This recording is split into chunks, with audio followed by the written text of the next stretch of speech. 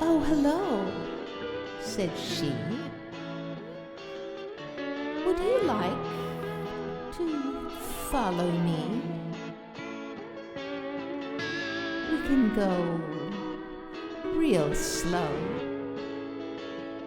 down to where the lava lilies grow. Come along, follow me. Take my hand, and we shall see how the moonlight shines so lovely on the deep, laughing sea. Come with me, sweet thing. You're perfectly safe with me."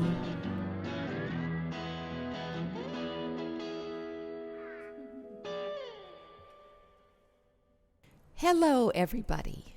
I'm Trudy Lee Richards from the community of Silo's Message in Portland, Oregon, and this is the third episode of The Day of the Winged Lioness, our podcast on rebelling against death. Today we'll be weaving in and out of time and space together as you listen to me speaking across thousands of miles with my good new old friend, Zulema Fernandez, a young writer, entrepreneur, interdisciplinary artist, and fellow aspiring immortal from Madrid, Spain. And our voices will be reaching you wherever you happen to be in that free-floating moment that will then be your present, but is now still our future. In a moment, I'll introduce Zulema. But first, I need to tell you about José Luis de Leonardo Ferrer, another good new old friend. Both Zulema and I met José, who currently lives in Chile, because of a book he wrote. The book, a novel called Hacedor de Sentido, Maker of Meaning in English, is a gripping tale of suspense and intrigue that follows two young people halfway around the globe as they strive to fulfill their vital mission of recovering and safeguarding certain essential knowledge that holds the key to the ongoing evolution of humanity.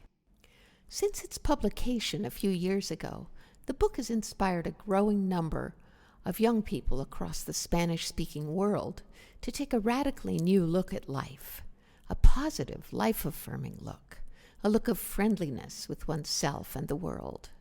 Many are now participating in an online community that meets regularly with the author to talk about the themes in his book and to learn to work together for personal and social transformation. Their great aspiration is to contribute to humanity's making a qualitative leap. When word about all this reached me through the grapevine, I was intrigued. These are the kind of young people I'd like to see at the helm of the human future. So I began to think about inviting one of them to talk with me on this podcast. After all, what better way to rebel against death than to contribute to our species making a qualitative leap in consciousness? Then, coincidentally, José contacted me about translating the book into English, a project that is now in process. So I asked him if anyone in his community might like to speak with me, and he immediately put me in touch with Zulema. Now, between me and the beautiful young woman who is Zulema, there are veritable chasms of difference. Not only do we have 9,000 miles between our physical bodies and 9 hours between our time zones, we have more than 5 sets of nines between our ages, not to mention the differences in language, culture, and life experience. And on top of that, on the day of our meeting, my mind happened to be happily wandering, so I ended up being 10 minutes late to find Zulema waiting in perplexity.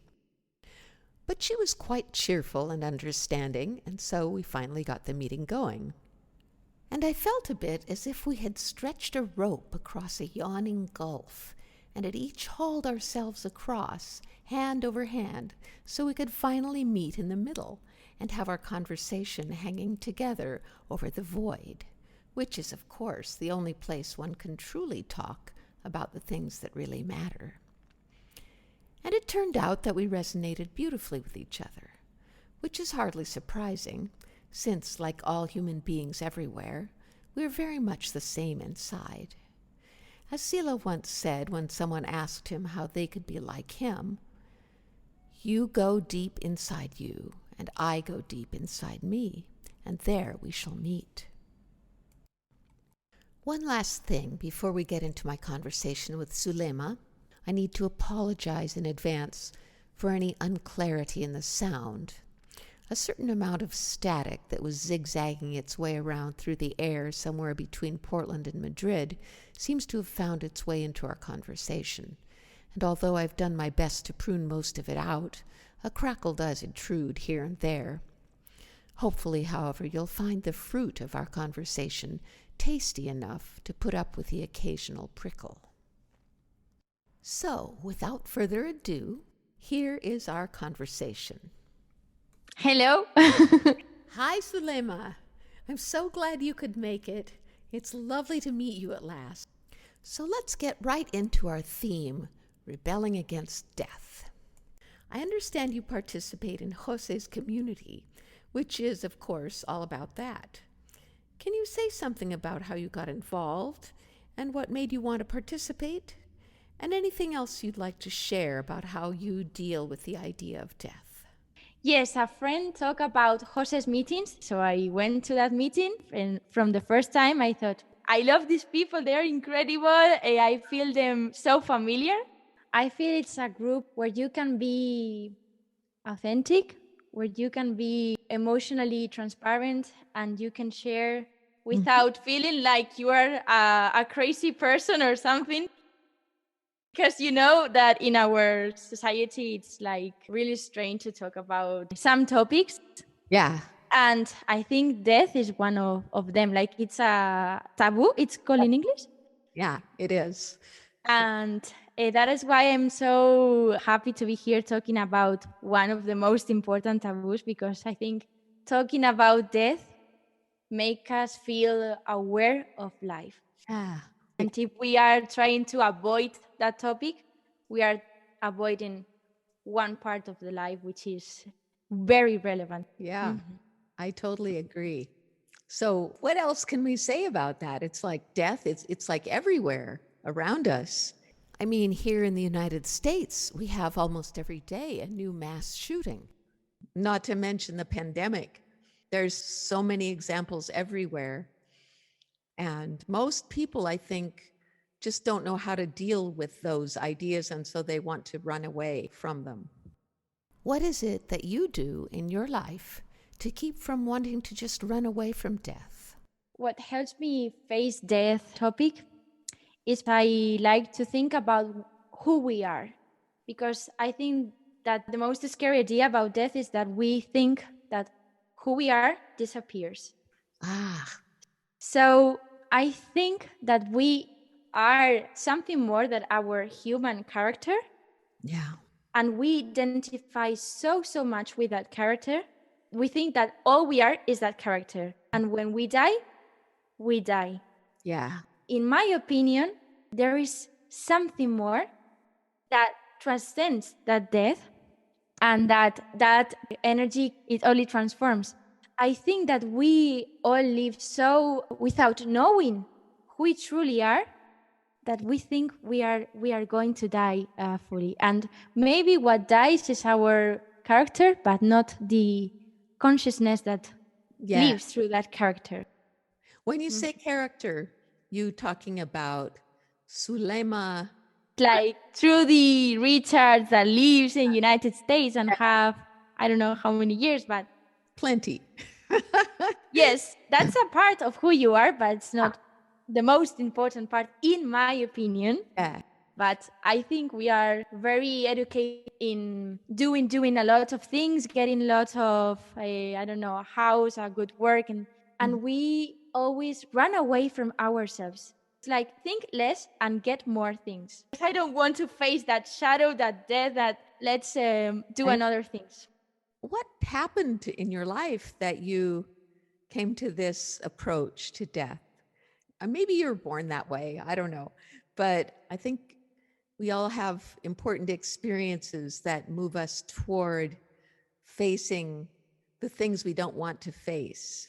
Well, there are many experiences I can tell you, but since I was little, I felt presences, like energy that you feel like entities at night. And like any child, I was afraid at night and told my parents, I feel like there's someone in my bedroom that's watching me at night. That typical thing. And when I continue growing, I felt them more and more and more. I also started to feel the person's energies and have telepathic experiences. But that is less important that this experience I'm going to tell you that is that a few times when I was younger, I was, for example, at the bus.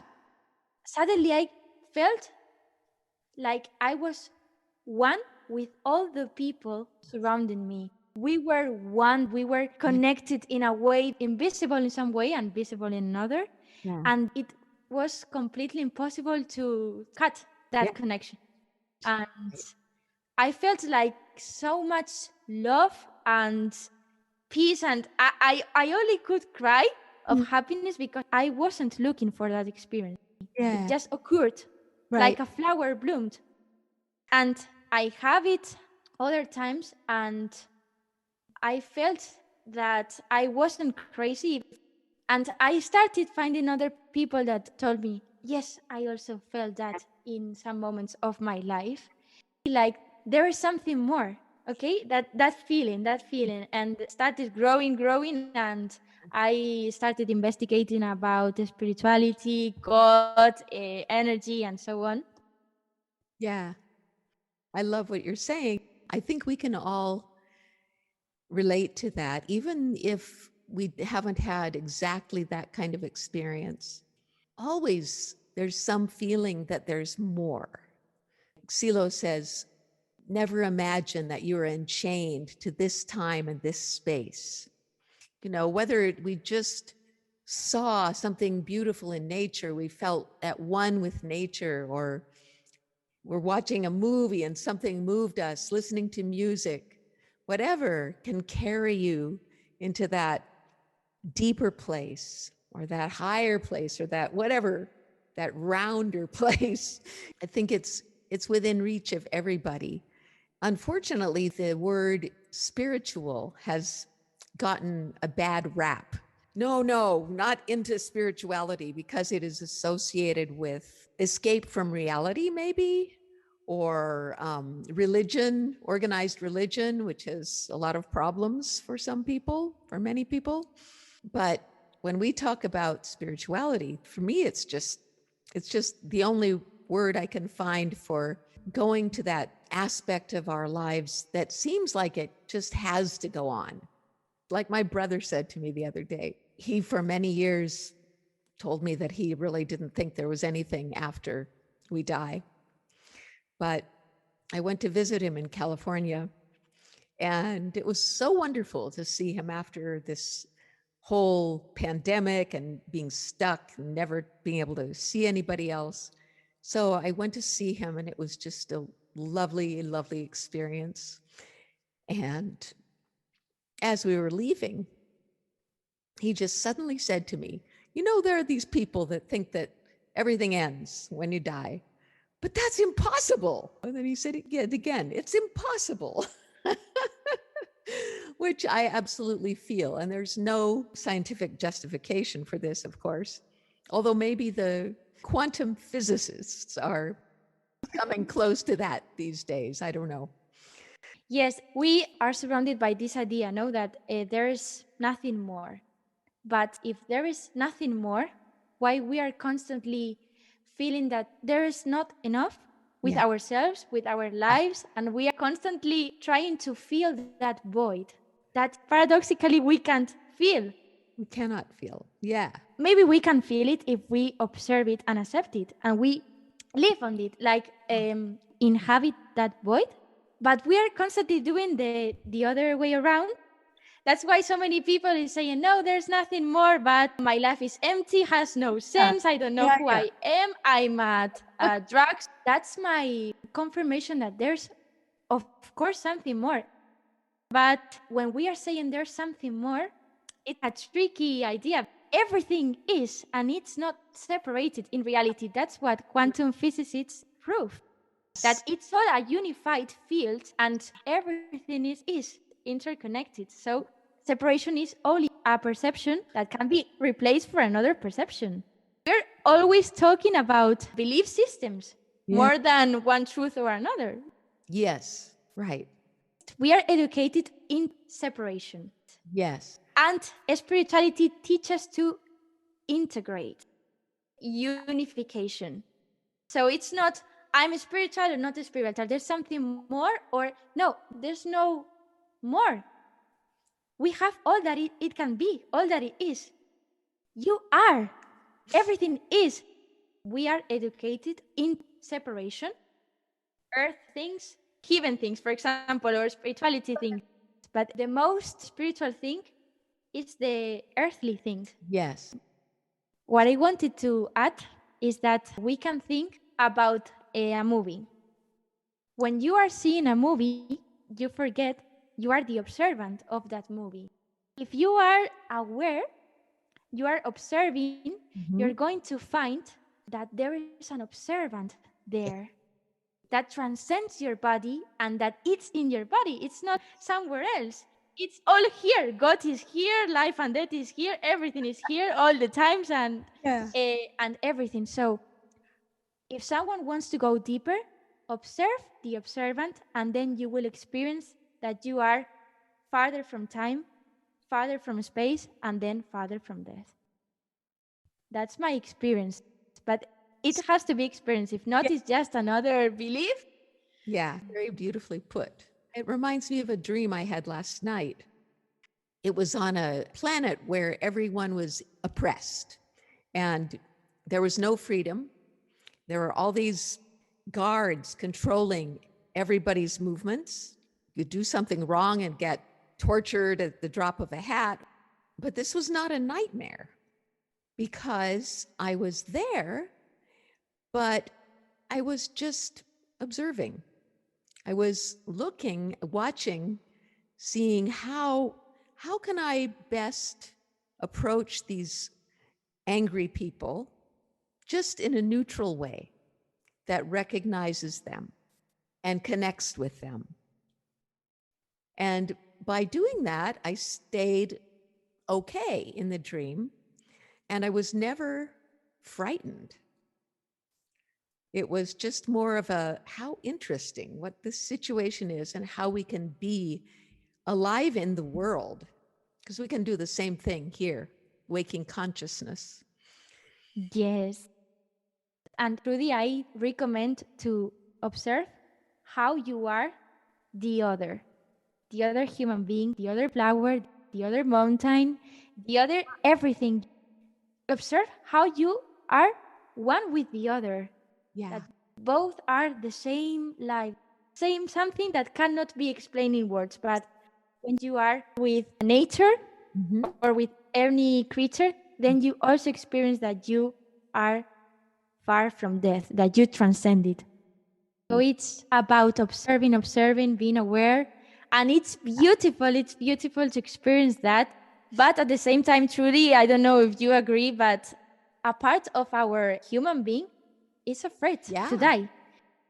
And we have to accept we are here also to experience that fear, that life game. It's nothing wrong with feeling fear, but let's be aware to not live for avoiding to die. Let's embrace it. Exactly. Imagine if we could even learn to see our death as a great gift. Not because we're finally gone and they don't have to put up with us anymore, but because dying really is the ultimate act of giving. I mean, they say she gave her life. We spend our lives giving ourselves to the world through our actions. And then finally, the body is given all it can, and that's when we die. So death is maybe the most sacred gift of all.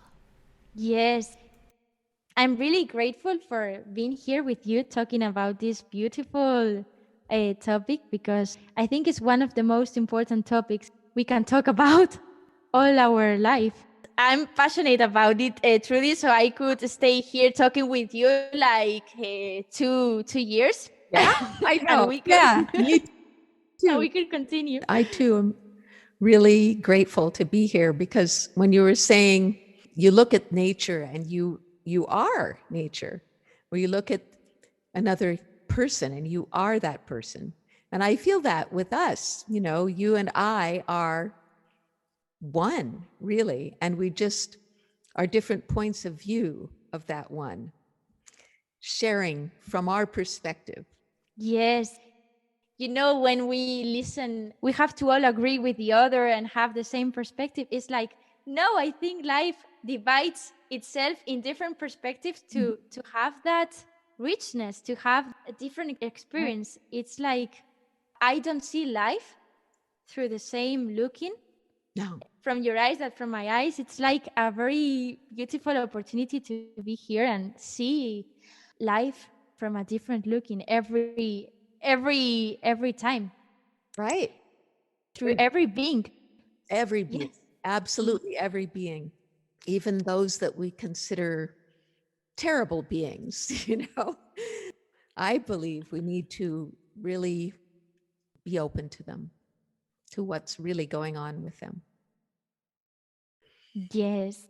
And even we know these things and we are accepting and integrating them and know that our culture make us feel that death is something sad and so on.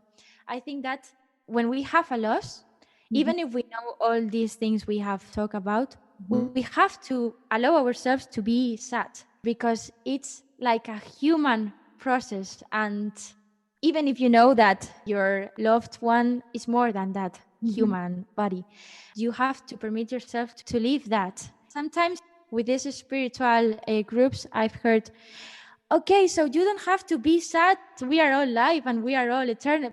But it's part of my human experience here to feel all these things. How can I accept one thing if I Yeah, don't first pass the resistance? exactly. I lost my husband 11 years ago, and we were married for 25 years, and we were deeply happy. We trusted each other. Neither of us could imagine going on without the other one. And then it happened. And afterwards, I went through deep grief, and I found that it was absolutely inseparable from the love that I have for him. Completely inseparable. It was like two sides of the same sphere, like night and day, summer and winter. Very important, very beautiful if you can accept it. It's not easy. Yes. I feel you right now so much. I'm trying not to cry because I feel you so much right now. And I feel that it's a gift that you transformed your process and your experience in a channel, which is this podcast, to share this huge experience. I can't imagine because I haven't lived it already. I am amazed about you. I am really grateful and well, I'm learning right now from you because it's really, I think it's really brave. Oh, thank you. But I'm afraid I have to disappoint you because talking about these things isn't hard at all. In fact, it'd be much harder not to talk about them. You give me so much just from sharing your own experience and from listening to mine, whether our experiences are positive or negative. It's like the sharing of it transforms it, turns it all into something new, gives it new meaning. Oh, yes, that's true. I think that one of the most beautiful things that I have experienced, connect with your ancestors to realize that our bodies, our DNA, our culture, all it's inherited, and Yeah, that all that was experienced, right. it's shared to the next one. So you can feel that in some ways you are your ancestors too. there is something that constantly remains and repeats itself, different forms. Yeah. So there are many ways. Like in Spain, we say there are infinite paths to go to Rome. So it happens the same with life or with death, which is the same sphere, the two faces that you said. So everyone will find its path or its different paths. The thing is to find them and to experience them and to live truly our lives, not wait to be something in the future or to have some goal finished, to start living.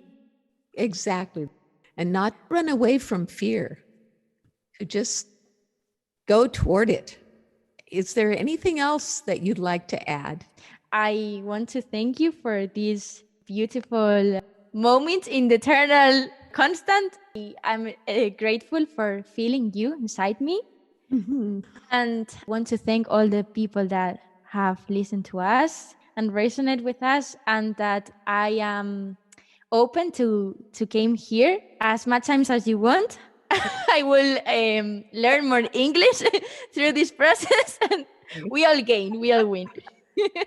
Sure, that's a great possibility. Well, it could be that we could start something online around this theme. It will be a pleasure. Great. We'll see what happens. And that was the end of our conversation, and perhaps the beginning of something new, something we will discover as it unfolds. Before we end, I want to play a song written and performed by Zulema. It's called Muruki Cantar Egipcio, which I believe means something like Muruki's Egyptian song. I asked Zulema for the lyrics, and she said there are none. She just sang what came to her and doesn't know what the sounds mean.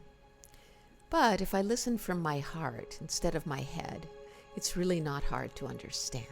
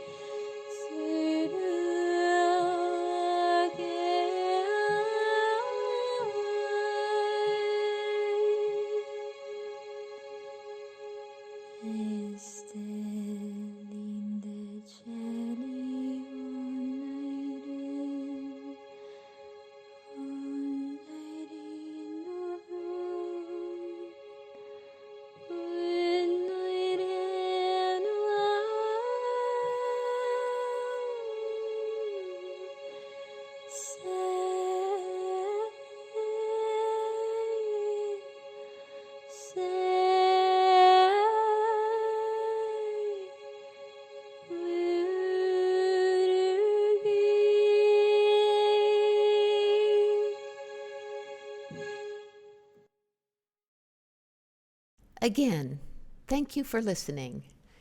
Anyone who'd like to continue the conversation with Sulema and me, feel free to contact us. My email is wingedlion@gmail.com. That's wingedlion@gmail.com. And Sulema is on Instagram at Verdadera Naturaleza. That's VERDADERNATURALEZA. I also highly recommend checking out her YouTube channel, Y Tú Quién Eres. Even if you don't speak Spanish, you can enjoy more of her amazing music. If you'd like to connect with Jose, you can reach him by email at hacedordesentido@gmail.com. That's HACEDORDESENTIDO @gmail.com. Or you can find them on Facebook. Just look for Hacedor de Sentido on Facebook. For the show notes and transcript for this episode, where all this contact info is written out, visit our website, wingedlionpress.org. That's wingedlionpress.org. I'll leave you with some of my favorite phrases from the path in Silo's message. Do not imagine that you are alone in your village, in your city, on the earth, or among the infinite worlds. Do not imagine that you are enchained to this time and this space. Do not imagine that upon your death, loneliness will become eternal. Have a beautiful month, and see you next time. Oh, hello, said she. Would you like to follow me? We can go real slow down to where the lava lilies grow. Come along, follow me. Take my hand, and we shall see how the moonlight shines so lovely on the deep, laughing sea. Come with me, sweet thing. You're perfectly safe with me.